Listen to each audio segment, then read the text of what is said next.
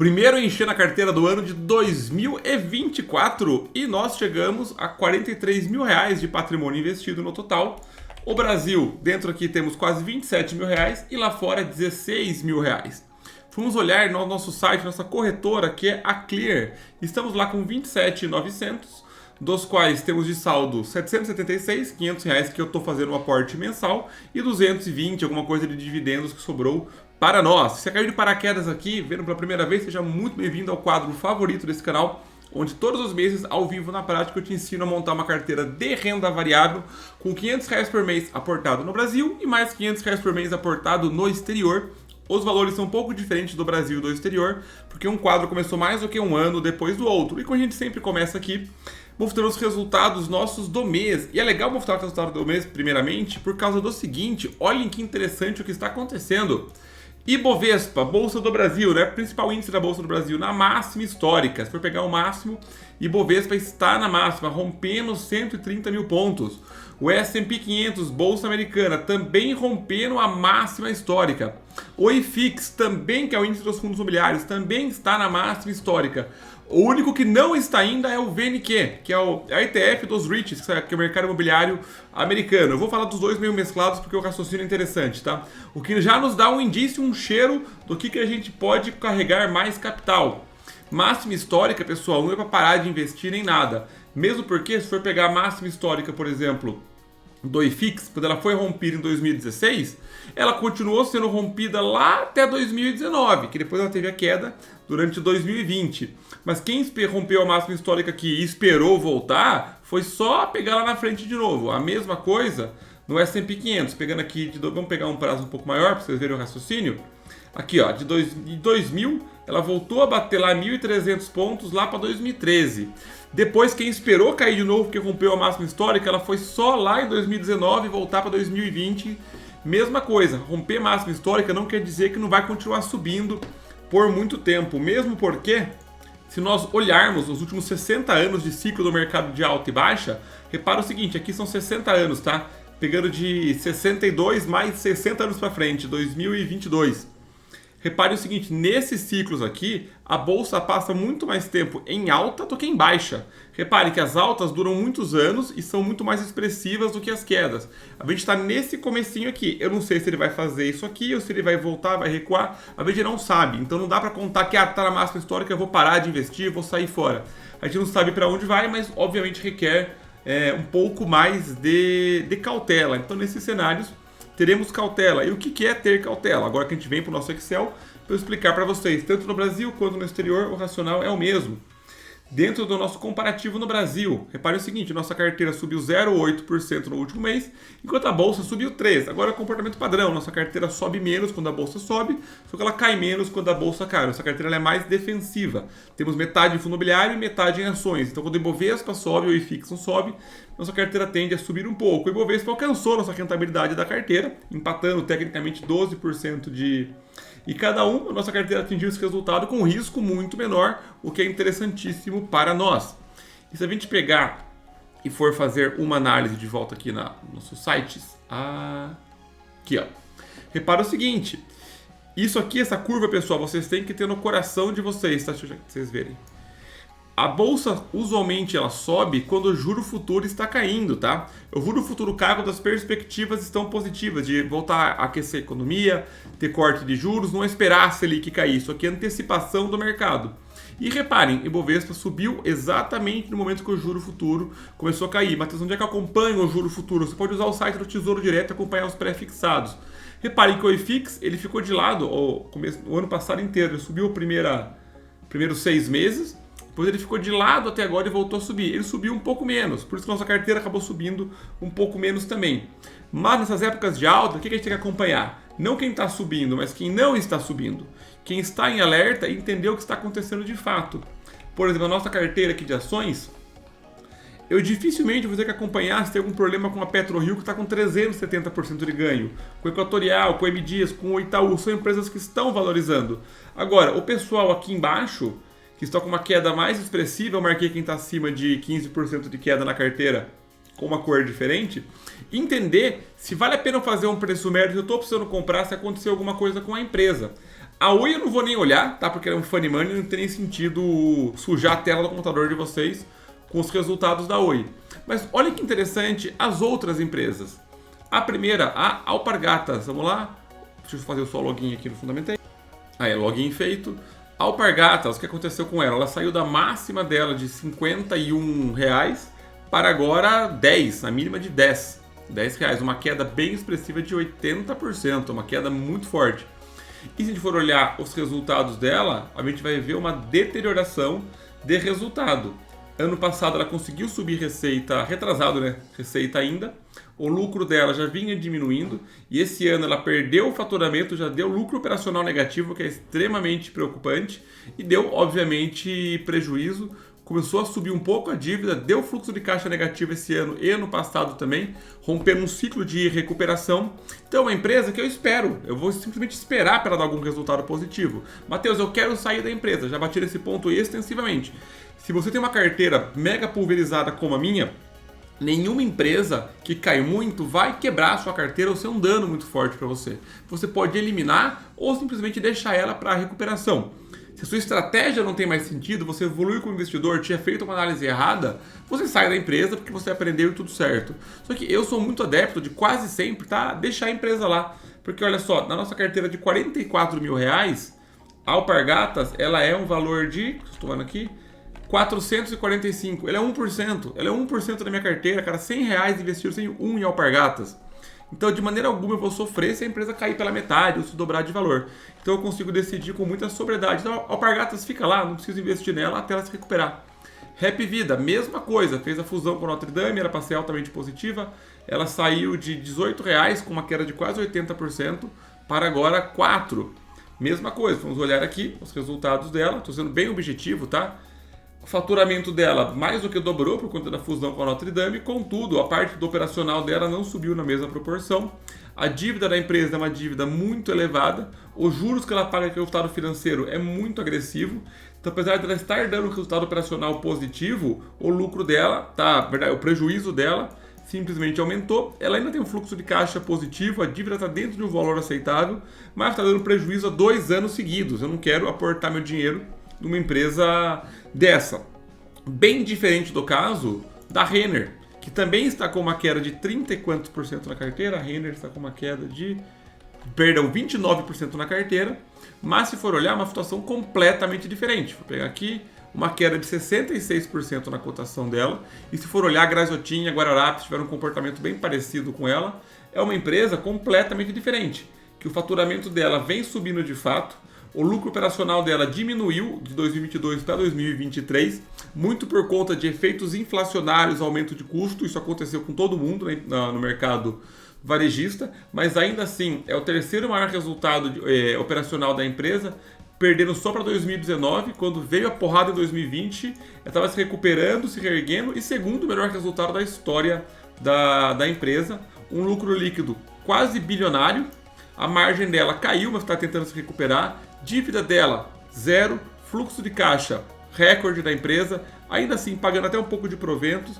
A empresa não tem nenhum problema estrutural dentro dela. Teve um ano mais ou menos, o mercado puniu muito a empresa, mas faturamento recorde, terceiro melhor EBITDA na história da empresa, bem lucrativa, um ROI minimamente aceitável, dívida 0, fluxo de caixa positivo, fazendo o que tem que fazer dentro do comportamento cíclico de mercado. E ciclo de mercado, a mesma coisa com a SLCE.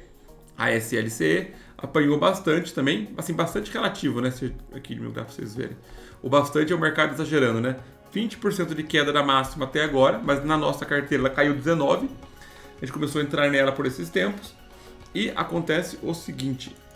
Aqui, vamos ver os resultados dela. Resultados dela, aparenta ficar mais estranho ainda, porque não tem nada de errado, mas ela é uma empresa cíclica, tá? Faturamento dela recorde, EBITDA segundo maior que tem, lucro dela segundo maior lucro líquido, margem bem aceitável, ROI maravilhoso, dívida dela bem baixa, 1.3, fluxo de caixa positivo, excelente gasto em CAPEX. O que aconteceu é que ela é uma empresa que o mercado ele antecipa. Ela é uma empresa de commodities, tá? E a cotação da commodity, no caso da soja, nos últimos ano contra ano, caiu 17,5%. A commodities estão num ciclo de baixa de preço. E como o Brasil exporta pra caramba, isso obviamente vai afetar o resultado futuro da empresa. O que para quem investe no setor de commodities sabe que você aporta ao contrário. Você aporta quando as coisas estão indo mal, porque você sabe que é de fato um ciclo. Então, nesse cenário, pessoal, quer que vocês entendam o raciocínio, Alpargatas e Hapvida são empresas que, assim, eu não pretendo comprá-las tão cedo. A Oi eu coloquei aqui também, mas a Oi é nosso funny money para mostrar que o negócio realmente não funciona. A IRB, nem como comentar sobre ela também, que está em recuperação, mas bem diferente, por exemplo, da SLCE e bem diferente, por exemplo, da Renner. Por que está marcado aqui em cima a SLCE? Porque a Renner, aí vai dar nossa estratégia. Olhem aqui, a Renner eu já tenho mais do que eu gostaria nela, certo? Eu gostaria de ter 3% na Renner, eu estou com 3,3%. Já a SLCE eu queria 4%, estou com 3,6%. Então eu vou comprar a SLCE, perfeito? A outra que está em queda é a Exetec, que também é cíclica em 9% de queda. Mas eu vou comprar essas duas ações. As duas estão precisando comprar. A carteira está quase inteira ok. Essas duas compras, uma vai abaixar em 3% aqui, ó, o preço médio da SLCE, por você compra boas empresas em queda, não tem nenhum problema quanto a isso. E a Exetec vai baixar um pouquinho também o preço médio dela. Lembrando que na nossa carteira do Brasil tem espaço para mais R$1.000 em ações. Aí a gente vai para os fundos imobiliários, tá? Que quem não viu a aula anterior, e se eu lembrar eu vou deixar ela aqui para vocês, sobre o ciclo dos fundos imobiliários de tijolo. E na minha visão, esse ano, se os ventos continuarem soprando quando estão soprando, a gente pode revisitar essa aula no final, é um ano muito favorável para os fundos. Aqui, ó, um ano muito favorável para os fundos imobiliários de tijolo. Beleza? Perfeito? Vocês chegaram, peraí. E no caso dos fundos imobiliários, é absolutamente o mesmo racional. Eu marquei aqui em laranjinha, né? Que está com 15% a mais de queda. O Betal estava esses tempos também. Mas vamos lá, o Betrar, de fato, se abrir o relatório dele, está uma tristeza. Quase todos os terrenos estão inadimplentes, está tentando renegociar, o dividendo dele está lá embaixo, então o Betrar, de fato, ele tem muitos problemas. O restante da galera aqui, o Rect e o Vino, que são do setor de lajes, os dois... O Rect tem o problema de ter tentado fazer uma emissão numa hora errada, ter feito uma tese de investimento na qual estava contando com uma emissão para matar a alavancagem dele, que também não deu muito certo. Faz parte do jogo uma decisão errada, cabe atenção, mas nada de perda de fundamentos assim. O Vilg está em queda bem forte, basicamente porque está acabando a reserva dele, vai pagar menos dividendos, continua muito bom. O Vino tem todo o risco da parte de laje dele, o maior contrato dele ser com a Globo, mas sempre foi assim. Também com yield um pouco menor, esse PVP aqui dele está claramente errado onde está puxando. Mas são três carinhas que eu fico de olho, nenhum problema muito grande dentro deles, nenhum conforto que me faça sair da regra. Já o nosso camaradinho aqui, o Betal, até deixei aqui aberto no relatório dele, né? É um caso que eu venho conversando com várias pessoas, é um caso bem interessante. O Betal em particular, ele tem um risco, mas é um caso que o risco fica maior do que o quanto o mercado o puniu. Primeira coisa que tem que olhar é ver se os dividendos estão caindo, porque todo mundo vai olhar direto isso. Ele pagava 73 centavos, está pagando agora 64. Se você abrir o relatório do Betal, você vai ver o seguinte, tem um carinha, que é um CRI dele, que é 10% dele, que é um CRI da Serpasa, que é basicamente o principal responsável pelo qual os dividendos caíram, tá? Ele está inadimplente, ou seja, ele tem um CRI, deixa eu mostrar aqui para vocês, que é aqui, ó.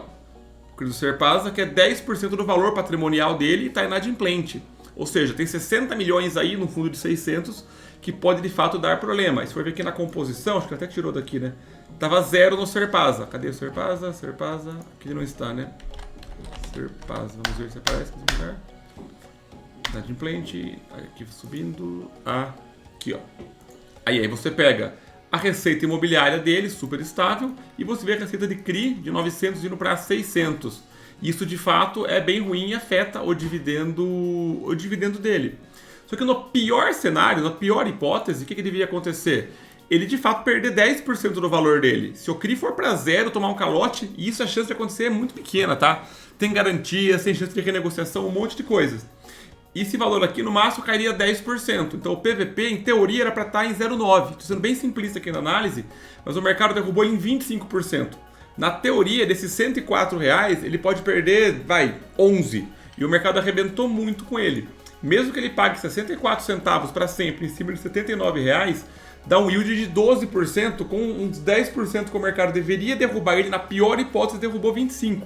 Então, na minha visão, o Betal é um carinha que vale a pena você pensar em colocar capital dentro dele, tá? O Tegar, um fundo de desenvolvimento, tá? Eu não tenho ele na minha carteira, nunca fui muito fã de fundos de desenvolvimento.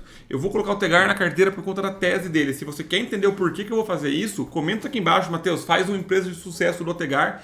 Ele merece uma aula só para ele. Ele é um fundo com grau de risco um pouco maior, mas com um dividendo bem elevado e se mostrou ao longo do tempo como uma exceção à regra nos fundos imobiliários. E eu vou comprar o excelente BTLG Logístico, simplesmente porque está precisando comprar. E na parte dos fundos de papel, que a carteira está quase inteira equilibrada, que a gente equilibrou da última vez, eu vou zerar o MCCI. Ele não tem nada de errado com ele, tá? Ele tem uma boa tese. Eu simplesmente achei carinhas que para mim vale mais a pena do que ter na carteira. Eu vou comprar um pouco do CPTS e do KCRE, que eles estão bem descontados, que fundo de papel de fato o preço importa. O CPTS, o problema da alavancagem indexada ao CDI e ter feito a rolagem em cima do IPCA é um problema de fato, mas a gestão, creio que ela aprendeu com isso, acontece os erros e o impacto não é tão grande financeiramente. Realmente eu acho que o CPTS está apanhando mais, muito por conta dele ter IPCAs mais baixos. IPCA mais 6, IPCA mais 6,5, por causa da qualidade do crédito. Um fundo desse com qualidade de crédito tão alta na minha carteira, com um desconto em cima do PVP, mais a marcação ao mercado, eu vou comprá-lo sim. E o KCRE, que é o carinha que está precisando comprar, de fato vai ser o nosso aporte, que vai somar os R$770, tá? Já no exterior, comparativo do exterior, vamos lá, é ajustado. O S&P deu um tiro fortíssimo, subindo 16%. 16% que a gente começou lá em 2021 até agora. O VNQ ainda em queda de 12,5% e a rentabilidade da nossa carteira em 8,6%. Exatamente não, né? Se fosse no meio ia quase zerar, um pouco acima por conta da nossa gestão ativa. Na variação mensal, nossa carteira no último mês subiu 3,7%, o S&P subiu 3,4% e o VNQ puxando para cima numa fortíssima recuperação. Nossa carteira atrás do S&P em 7,5% ainda. Nós vamos olhar a nossa carteira como um todo, na parte de ações, a gente vai ver a grande maioria delas no positivo. Temos 3 ações que já dobraram de valor, que é Meta, que é o antigo Facebook, Netflix e a AMD. E uma empresa numa queda fortíssima, que é a sede de energia solar, o setor inteiro de fato sofrendo, faz parte um pouco do ciclo dela, ela pode ter problemas para frente. Nesse caso, todo o nosso aporte, até organizar aqui ó, do maior para o menor, ao contrário aqui de A até Z. O nosso aporte em época do S&P na máxima, ele é bem defensivo. Coca-Cola, Nike, Visa. Só que eu vou colocar um tempero na nossa carteira na sede. Por que eu vou colocar isso? Porque colocando $15, eu arrebento em 24% do meu preço médio. Vale essa aposta no caso. De $160 vai para $121 o nosso preço médio. Lembrando que 51% de queda é 100% de alta que precisa. Se eu colocar 121,60 é 36% de queda. Que aí precisa de uma alta de 50%. Eu resolvo pela metade, no caso a minha alta. O maior aporte vai ser nesses carinhas aqui. No caso dos REITs, absolutamente a mesma coisa, tá? Não é uma recomendação de compra, pelo amor de Deus, mas a gente tem aqui o MPW, que derreteu, caiu mais 30% essa semana, certo? Eu vou colocar mais $15 dele como dinheiro de aposta. Legal, vai resolver 17% o preço médio dele. Nosso preço médio de 9,16 vai para 7,56. O que houve com ele, além dos problemas de inadimplência da Stuart, que é o maior locatário dele, que ele até emprestou dinheiro para ele para conseguir reestruturar os hospitais, o mercado derreteu ele quando o plano para recuperar o aluguel não cobrado não agradou o mercado. Aqui a Stuart ela tem 50 milhões de aluguel não pago para a MPW. Só que a MPW tem dívida que vence esse ano, ele vai ter que talvez vender imóvel, tentar rolar a dívida, está extremamente complicado. A negociação deles não está avançando do jeito que deveria. Ele ainda é o maior REIT privado de hospital do mundo, pós-pandemia ele não se recuperou do jeito que deveria. Ele era conhecido por ser um REIT altamente seguro, bom pagador de dividendos. Como a maior parte do meu aporte está em coisas altamente defensivas, eu vou me dar o direito de colocar $15 em uma coisa altamente volátil para fazer preço médio. Lembrando que, e outra, está precisando também, né? O REIT que está menos equilibrado. E essa brincadeira aqui vai somar os $111, que é o que eu tenho aqui de aporte. Conseguem ver? Aqui, ó. Deixa eu só limpar isso aqui que está sujo pra caramba. Olha só, vamos lá. $3.400, só tem no aplicativo, ainda não tem. E nosso saldo aqui embaixo de $111 para aporte. Beleza? Então eu vou abrir aqui o site da Clear para a gente fazer o aporte junto. E depois o site do... Isso aqui é um aplicativo da Vest, eu faço por aqui mesmo, porque eu sei que vocês param de ver na hora que eu começo a fazer o aporte, que deslogou da Clear. Um segundinho. E então, bora lá, deixa eu aqui aberto na outra tela. Vamos começar buscando a SLC3F. Vamos adicionar. Nunca lembro como é que mexe nesse broker da Clear, uma vez por mês só. Mas vamos lá. Aqui acho que é operar, né? Operar. Não quero. Aqui boleta, isso aí. Vamos lá, minha boleta SL3F. Vamos lá. Aqui, ó. Vocês não estão vendo? Então, né? Ativos SLC3F. Aqui em cima, bem aqui. Internet está devagar. Vamos esperar. Aí, carregou. Quantidade da SLC3F são 6 cotas. 6. Bem devagar, né? 6 cotas, minha assinatura eletrônica, salvar a assinatura eletrônica, R$106, salvar a assinatura e ordem a mercado, confirmar compra, confirmado e ordem enviada, feito. Próximo ativo, a EZTEC, EZTC3F, para mim a maior incorporadora, a melhor incorporadora listada na bolsa. Caramba, parecia um alfabeto aqui. EZTC3F. Bora, pegando aqui, carregando. A EZTEC também dentro do site da Clear. No caso dela, a gente vai pegar 10 cotas. Hoje. E vamos comprar. Show de bola. Ordem enviada, comprando. Aí, ordem enviada. No caso dos FIIs, a gente vai vender as 2 cotas que eu tenho de MCCI. Lembrando que eu estou vendendo simplesmente porque eu prefiro alguns outros. Ele não tem nada de errado com ele, quem quiser manter, é um bom...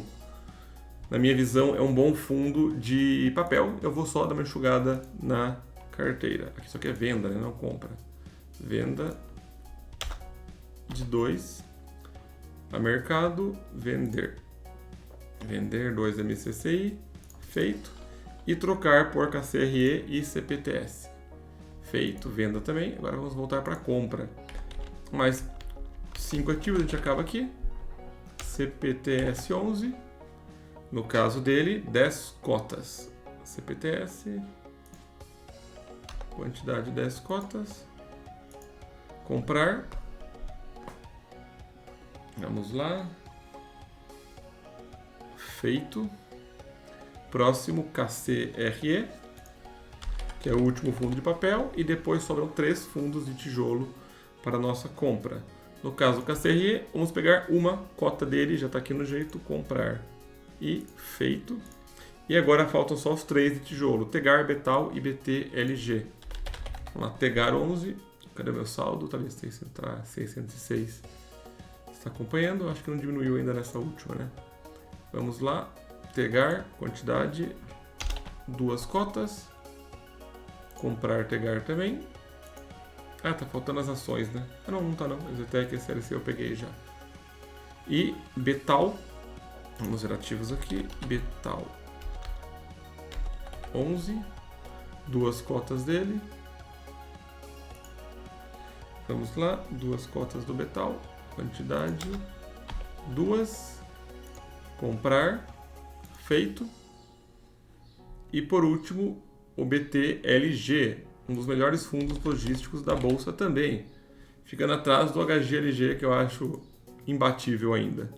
E pelo saldo vai dar para comprar exatamente um, e vão sobrar R$5. Confirmar.